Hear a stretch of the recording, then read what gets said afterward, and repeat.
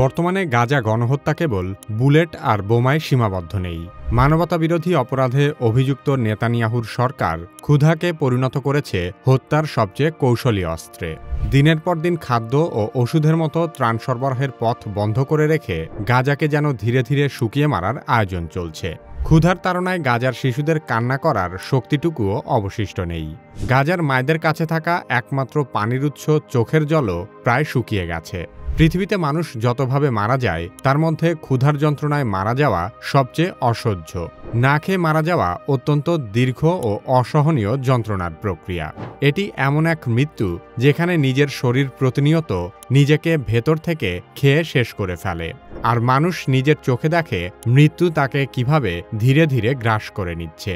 বর্তমান সময়ে বিশ্বমানবতার সবচেয়ে বড় কলঙ্কিত অধ্যায় গাজা গণহত্যায় মানুষ কতটা খাদ্য কষ্টে রয়েছে এবং ক্ষুধায় মারা যাওয়া কতটা কঠিন সে সম্পর্কে আলোচনা করা হবে কি কেন কিভাবে এই পর্বে। কি কেন কিভাবে চ্যানেলে আপনি নতুন হলে অনুরোধ করব সাবস্ক্রাইব করে বেল আইকনটিতে ক্লিক করুন।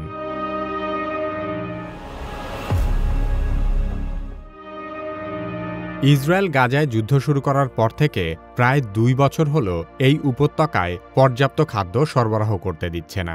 মানবাধিকার সংস্থাগুলোর তথ্যমতে গাজার মানুষের প্রয়োজন মেটানোর জন্য প্রতিদিন প্রায় 600 থেকে 800 ট্রাক ত্রাণ সহায়তা প্রয়োজন। কিন্তু ঘাতক ইসরায়েলি বাহিনী দীর্ঘদিন গাজায় কোনো ধরনের ত্রাণ সহায়তা পৌঁছাতে দেয়নি। পরবর্তীতে গাজা গণহত্যার 2 পরিচালক ইসরায়েল এবং যুক্তরাষ্ট্র মিলে নতুন এক ত্রাণ সরবরাহকারী এনজিও গড়ে তোলে, যার নাম গাজা হিউম্যানিটেরিয়ান ফাউন্ডেশন, সংক্ষেপে GHF। এই এনজিওর কাজই হল গাজার বাসিন্দাদেরকে ত্রাণ দেওয়ার নামে একটি নির্দিষ্ট জায়গায় একত্রিত করা এবং অভুক্ত ত্রাণ প্রত্যাশীদের উপর নির্বিচারে গুলিবর্ষণ করে হত্যা করা। গাজায় ত্রাণ বিতরণের কাজ করা একজন মার্কিন সামরিক কর্মকর্তা জানিয়েছেন, GHF ত্রাণ দেওয়ার নামে শিশুদের পর্যন্ত গুলি করে হত্যা করছে। অতীতে জাতিসংঘ সহ বিশ্বের বেশ কিছু এনজিও মিলে সমগ্র গাজায় প্রায় 400 কেন্দ্র থেকে ত্রাণ সরবরাহ করত। সেখানে GHF মাত্র 4টি কেন্দ্র থেকে ত্রাণ দেয়, কিন্তু এই 4টি কেন্দ্রও একসাথে খোলা হয় না।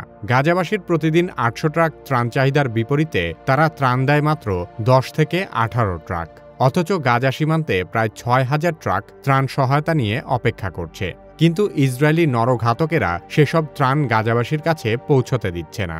GHF যেসব ত্রাণ দিচ্ছে তার সবই চাল, ডাল বা পাস্তার মতো খাবার, যা রান্না করা ছাড়া খাওয়া যায় না। অথচ গাজাবাসীর রান্না করার মতো জ্বালানিও নেই। তাদের এখন দরকার রেডি টু ইট জাতীয় খাবার। তার চেয়েও বড় কথা হলো এইসব ত্রাণে জরুরি শিশু খাদ্যের কোনো ব্যবস্থাই নেই। সাম্প্রতিক সময়ে পশ্চিমা প্রতারক দেশগুলো বিমান থেকে গাজায় ত্রাণ ফেলার নাটক শুরু করেছে, কিন্তু বাস্তবতা হলো বিমান থেকে ত্রাণ সরবরাহ ত্রাণ বিতরণের সবচেয়ে অকার্যকর পদ্ধতি। তাছাড়া এসব বড় বড় বিমানে একটি ত্রাণবাহী ট্রাকের সমান বা তার চেয়েও কম পরিমাণ পণ্য পরিবহন করা যায়। সাধারণত এমন সব দুর্গম এলাকায় বিমান থেকে ত্রাণ ফেলা হয় যেখানে স্থলপথে পৌঁছানো সম্ভব হয় না। কিন্তু গাজা কোনো দুর্গম এলাকা নয়। এখানে ত্রাণ পৌঁছানো যাচ্ছে না ইসরায়েলের অন্যায় যুদ্ধ আর অবরোধের কারণে। যুদ্ধ শুরু হবার আগে থেকেই ইসরায়েল গাজায় খাদ্য সামগ্রী প্রবেশের ক্ষেত্রে কৌশলগত অবরোধ প্রয়োগ করত। ইসরায়েলি সরকার হিসেব করত গাজায় কতজন মানুষ আছে এবং তাদের চাহিদা মেটানোর জন্য কী পরিমাণ খাদ্য দরকার, এবং সেই চাহিদার তুলনায় সবসময় কম খাদ্য গাজায় প্রবেশ করতে দিত, যাতে গাজায় বসবাসরত ফিলিস্তিনিদেরকে জাতিগতভাবে অপুষ্টিতে ভোগানো যায়। যুদ্ধ শুরু হবার পর থেকে প্রায় 2 বছর হল গাজার লোকেরা ভালোমতো একবেলা খেতে পারেনি। এর ফলে গাজায় বাস করা প্রায় সবাই অপুষ্টিতে ভুগছে, আর এই যন্ত্রণা শিশুদের বেলায় সবচেয়ে বেশি। একজন সুস্থ স্বাভাবিক মানুষ না খেয়ে প্রায় 40 থেকে 70 দিন পর্যন্ত বেঁচে থাকতে পারে, তবে এই সময়ের মধ্যে তাকে অবশ্যই পানি খেতে হবে। পানি না পেলে বেঁচে থাকার সময়টা আরও অনেক কমে আসে। সাধারণভাবে পানি ছাড়া মানুষ 3 থেকে 7 দিনের বেশি বাঁচে না।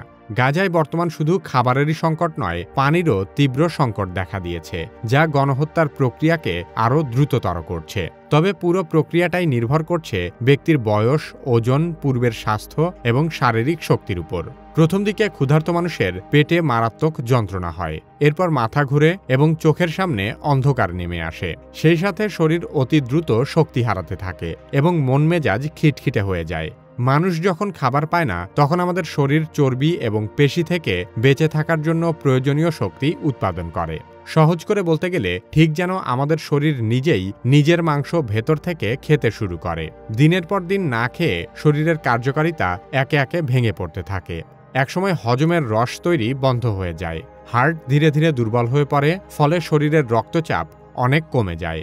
সেই সাথে কিডনি আর যকৃৎ কাজ করতে চায় না। এভাবে একে একে শরীরের বিভিন্ন অঙ্গ বিকল হতে শুরু করে। এক পর্যায়ে মস্তিষ্কও অবসন্ন হয়ে পড়ে এবং মানসিক ভারসাম্যও হারিয়ে যেতে থাকে। এই পুরো প্রক্রিয়াটা অত্যন্ত ধীর গতিতে ঘটে, যার ফলে প্রতিদিন মানুষ অসহনীয় দুর্বলতা ও মানসিক যন্ত্রণা ভোগ করে। কেউ একেবারেই খাবার না পেলে তার বরং তুলনামূলক দ্রুত মৃত্যু ঘটে। কিন্তু গাজাবাসী সপ্তাহে একদিন বা মাসে 2-1 দিন খাবার খাওয়ার কারণে তাদের ক্ষুধায় মৃত্যুর প্রক্রিয়াটা আরও দীর্ঘমেয়াদী এবং অনেক বেশি জটিল হয়ে উঠেছে। কারণ একবার খাবার খাওয়ার পর তাদের দেহে এই প্রক্রিয়াটা আবারও নতুন করে শুরু হয়। বড়দের তুলনায় শিশুদের দীর্ঘদিন অনাহারে ভোগাটা আরও কষ্টকর, কারণ প্রাপ্তবয়স্কদের শরীরে বেশ কিছুদিন টিকে থাকার মতো চর্বি এবং পেশি থাকে। কিন্তু শিশুরা যখন অপুষ্টিতে ভোগে তখন তাদের শরীর অতি দ্রুত কঙ্কালসার হয়ে পড়ে। শিশুদের চোখ বড় বড় হয়ে ওঠে এবং পেট ফুলে যায়। অনেক শিশুরা আর কাঁদতেও পারে না, তাদের কান্নার শক্তিও ফুরিয়ে যায়। একটা পর্যায়ে তারা নিঃশব্দে পৃথিবী থেকে বিদায় নেয়। অপুষ্টিতে ভোগা অনেক শিশুই আর কোনোদিনও আগের মতো হয়ে উঠতে পারবে না। তারা এমন এক ভয়াবহ স্তরে পৌঁছে গেছে যেখানে শরীর আর শুধু খাবার পেলেই স্বাভাবিকভাবে সাড়া দেয় না। এখন থেকে তাদের যতই নিয়ম করে খাবার খাওয়ানো হোক না কেন, তারা আর কখনোই আগের অবস্থায় ফিরে আসবে না। কারণ গাজার শিশুদের শরীরের অনেক অঙ্গ ইতোমধ্যেই স্থায়ীভাবে ক্ষতিগ্রস্ত হয়ে গেছে। বিশেষজ্ঞদের মতে দীর্ঘ সময় অপুষ্টিতে ভোগা শিশুদের শারীরিক বৃদ্ধি থেমে যেতে পারে, মস্তিষ্কের বিকাশও চিরতরে ব্যাহত হয়। অনেক শিশু হাঁটতে শেখার আগেই পেশি শক্তি হারিয়ে ফেলে। কেউ কেউ কথা বলতে শেখার আগেই তাদের মস্তিষ্ক দুর্বল হয়ে পড়ে। এমনকি তারা যদি কোনোভাবে বেঁচেও যায়, ভবিষ্যতে তাদের শারীরিক ও মানসিকভাবে পুরোপুরি সুস্থ হয়ে ওঠার সম্ভাবনা অত্যন্ত কম। ক্ষুধার্ত মানুষের মারা যাওয়ার ঘটনাটা বিভিন্নভাবে ঘটতে পারে, তবে সাধারণত শেষ পর্যায়ে তারা হার্ট অ্যাটাকের মাধ্যমে শেষ নিঃশ্বাস ত্যাগ করে। তবে অনেকের ক্ষেত্রে শরীরের অন্য কোনো অঙ্গ সম্পূর্ণ বিকল হয়ে যাওয়ার ফলেও মৃত্যু হতে পারে। কিন্তু এই চূড়ান্ত মুহূর্ত আসার আগ পর্যন্ত প্রতিটি মিনিটই যেন মৃত্যু যন্ত্রণার মতো অসহনীয়। সকাল থেকে বিকেল পর্যন্ত না খেয়ে থেকে অথবা সারাদিন রোজা রেখেও এই অমানবিক কষ্ট অনুভব করা সম্ভব নয়।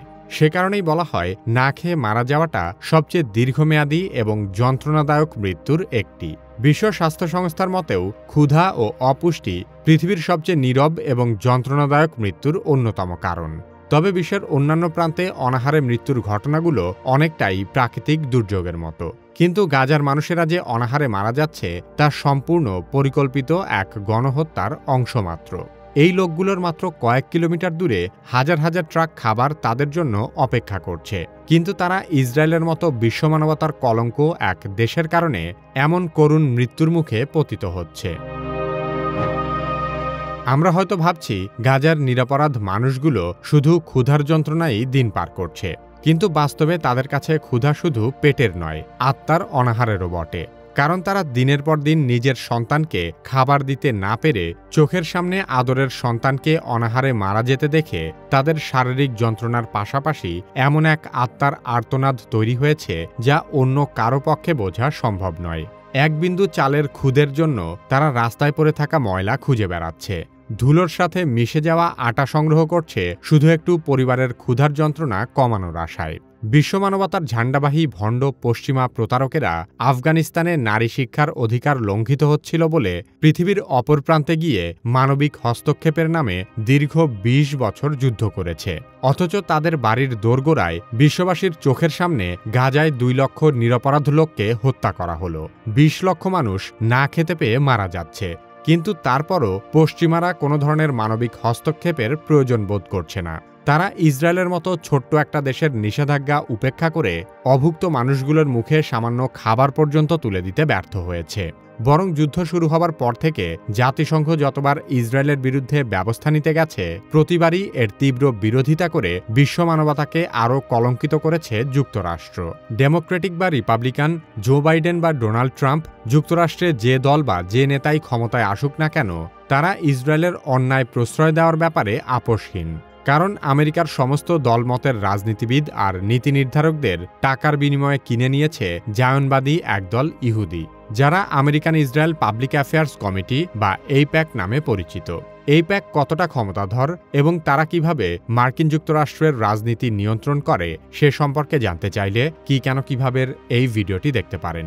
কি কেন কিভাবের পরবর্তী ভিডিও আপলোড হওয়ার সাথে সাথে দেখতে চাইলে সাবস্ক্রাইব করে বেল আইকনটিতে ক্লিক করুন। আপনি যদি এআই শিখে অন্যদের চেয়ে এগিয়ে যেতে চান, তাহলে কি কেন কিভাবে একাডেমির এআই দক্ষতা কোর্সে ভর্তি হতে পারেন। কোর্সের লিংক ভিডিও ডেসক্রিপশন ও পিন কমেন্টে দেওয়া আছে।